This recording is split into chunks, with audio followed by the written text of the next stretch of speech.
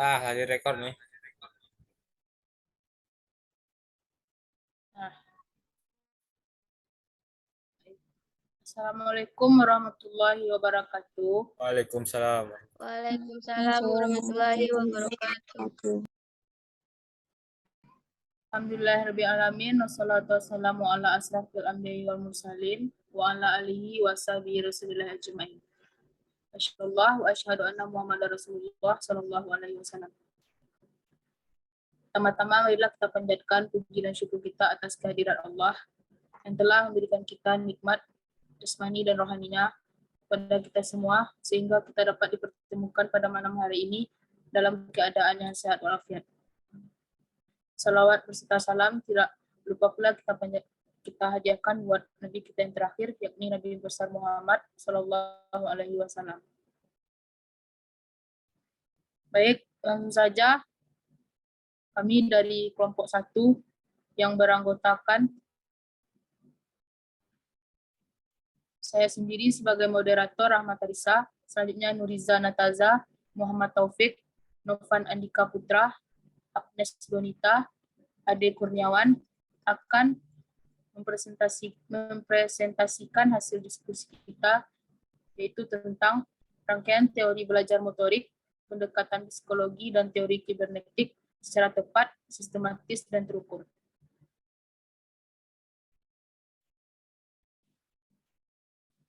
Adaptasi teori belajar psikologi. A. Teori adaptasi. Adaptasi adalah penyesuaian terhadap lingkungan, kerjaan, dan pelajaran. Adaptasi adalah suatu penyesuaian pribadi terhadap lingkungan. Penyesuaian ini dapat berarti mengubah diri pribadi sesuai dengan keadaan lingkungan, juga dapat berarti mengubah lingkungan sesuai dengan keinginan. Adaptasi merupakan cara tertentu yang dilakukan oleh seseorang untuk bereaksi terhadap tuntutan dalam diri maupun situasi eksternal yang dihadapinya. Piaget memandang intelijensi sebagai proses adaptif dan menekankan bahwa adaptasi melibatkan fungsi intelektual. Adaptasi adalah keseimbangan antara akomodasi dan asimilasi. Asimilasi yang disebutkan Piaget adalah proses organisme menyesuaikan lingkungannya terhadap sistem biologis yang ada, dan akomodasi adalah modifikasi organisme untuk menyesuaikan dirinya terhadap realitas eksternal. Selanjutnya, teori belajar psikologi yang akan dibacakan oleh Muhammad Taufik. Pada saudara kami persilakan.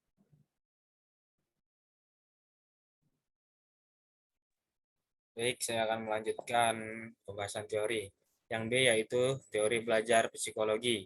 Teori belajar behavioristik.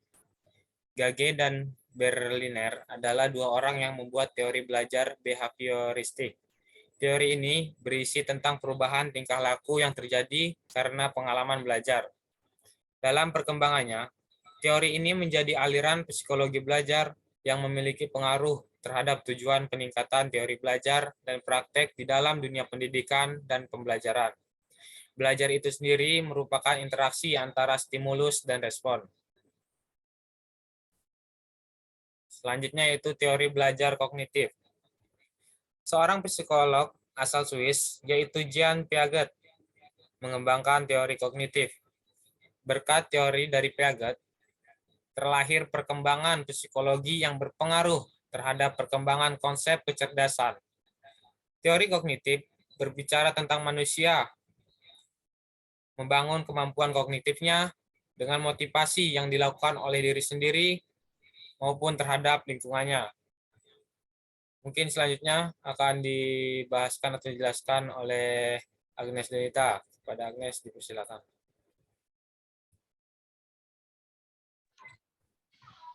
Teori belajar humanistik. Teori belajar ini telah cenderung melihat perkembangan pengetahuan dari sisi kepribadian manusia.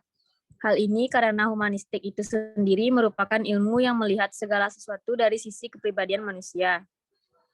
Teori belajar humanistik juga bertujuan membangun kepribadian murid dengan melakukan kegiatan-kegiatan yang positif. Teori belajar konstruktivisme. Berdasarkan asalnya, teori ini sebenarnya bukan bagian dari teori pendidikan. tapi dari ilmu filsafat, terutama filsafat ilmu. Jadi bisa dikatakan bahwa belajar adalah suatu proses yang dilakukan murid atau peserta didik dalam membangun pengetahuan. Konstruksi berarti membangun. Jadi teori belajar konstruktivisme suatu usaha yang dilakukan untuk membangun tata hidup yang berbudaya modern. Selanjutnya akan dibacakan oleh Nuriza.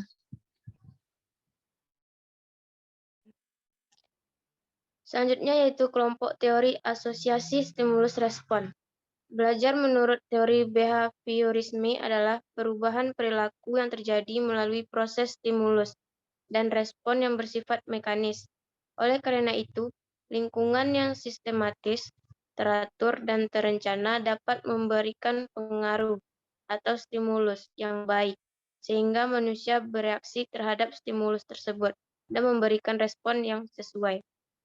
Selanjutnya, teori belajar Thorndike.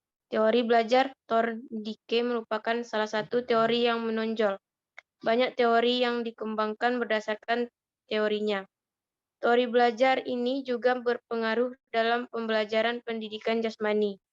Belajar menurut Thorndike adalah asosiasi antara kesan yang diperoleh alat indera atau stimulus dan impuls untuk berbuat respon.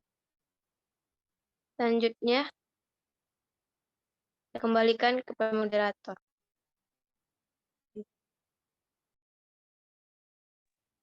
Baik, selanjutnya yaitu teori kognitif yang akan dibacakan oleh Saudara Novan. Saudara Novan, silakan. Baik, terima kasih pada moderator. Selanjutnya kelompok teori kognitif. Teori kognitif dalam pembelajaran. Belajar adalah usaha mengaitkan pengetahuan baru ke dalam struktur berpikir yang sudah dimiliki individu, sehingga membuat struktur kognitif baru yang lebih mantap sebagai hasil belajar. Dalam teori kognitif, belajar pada prinsipnya adalah perubahan persepsi dan pemahaman yang tidak selalu dapat dilihat sebagai perubahan tingkah laku yang konkret. Di sisi lain, teori belajar kognitif lebih menekankan bahwa belajar merupakan suatu proses yang terjadi dalam akal pikiran manusia.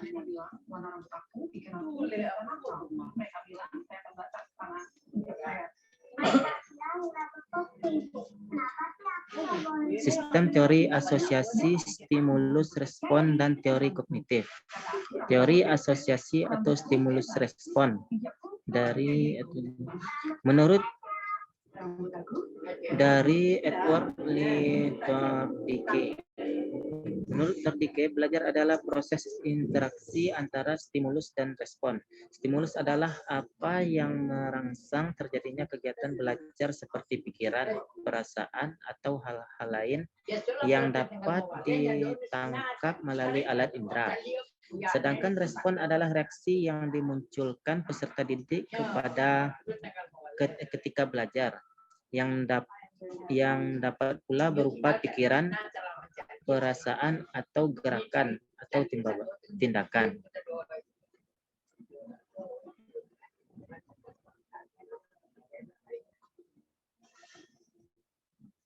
Sekian, terima kasih. Saya kembalikan kepada moderator.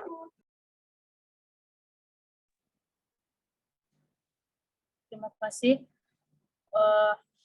Selanjutnya yaitu kami akan masuk pada pembahasan yang kedua, yaitu tentang teori kibernetik.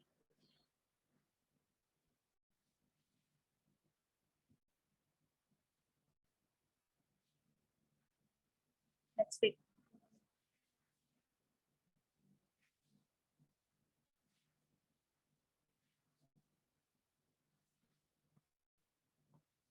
Teori kibernetik ini adalah teori belajar motorik yang dikembangkan melalui teori pengolahan informasi dan komunikasi. Dalam teori ini, prinsip-prinsip teori informasi dan komunikasi menganalisa proses belajar motorik, baik perhatian dari stimulus, persepsi yang berhubungan dengan ingatan atau pengalaman, dan kemudian proses pengambilan keputusan. Lanjut.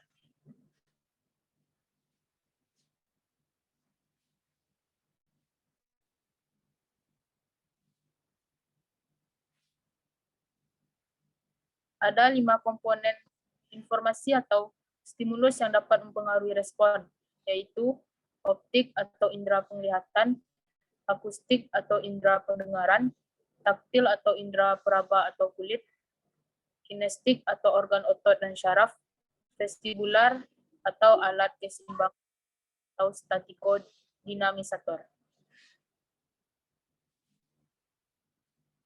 Selanjutnya, yaitu gambar skema teori kibernetik yang akan dilanjutkan oleh Saudara Muhammad Taufik. Kepada saudara dipersilakan.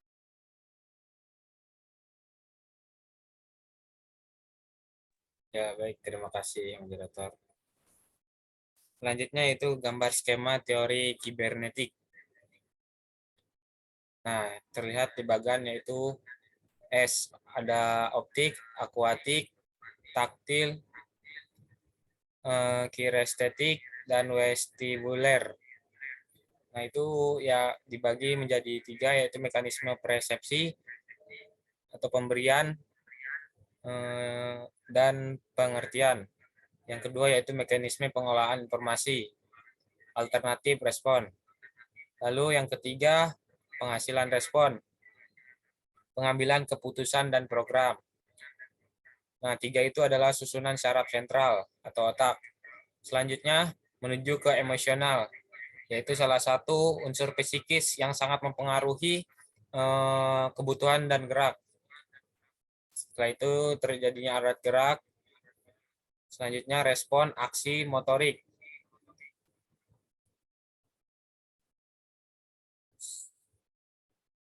Selanjutnya itu penjelasan skema teori kibernetik. Stimulus yang diartikan sebagai informasi merupakan input bagi sistem pemrosesan informasi. Informasi tersebut akan diterima oleh alat-alat indera berupa optik, akustik, taktil, kinestetik, dan vestibulasi.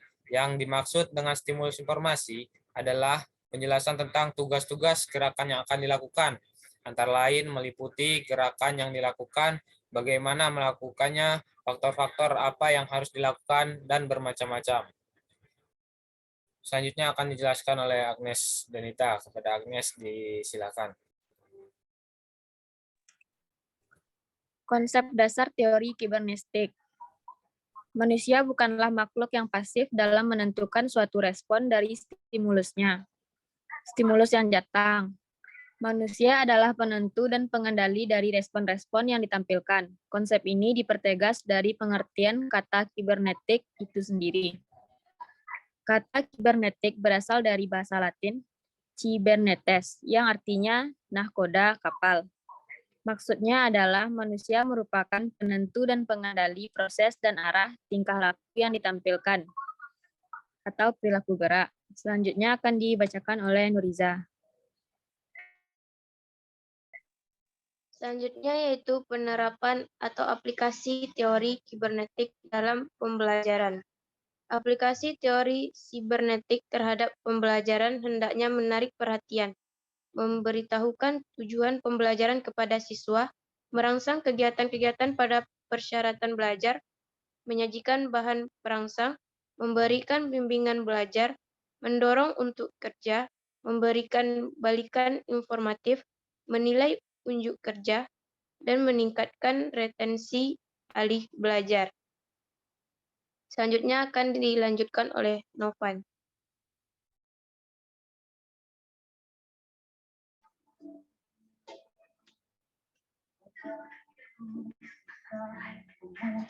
Contohnya, orang sedang menelepon tidak langsung mendapat informasi.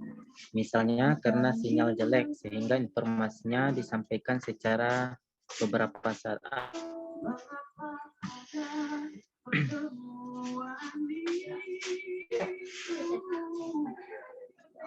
Sekian, terima kasih. Saya kembalikan pada moderator. Baik, terima kasih. Itulah hasil dari diskusi kami dari kelompok 1.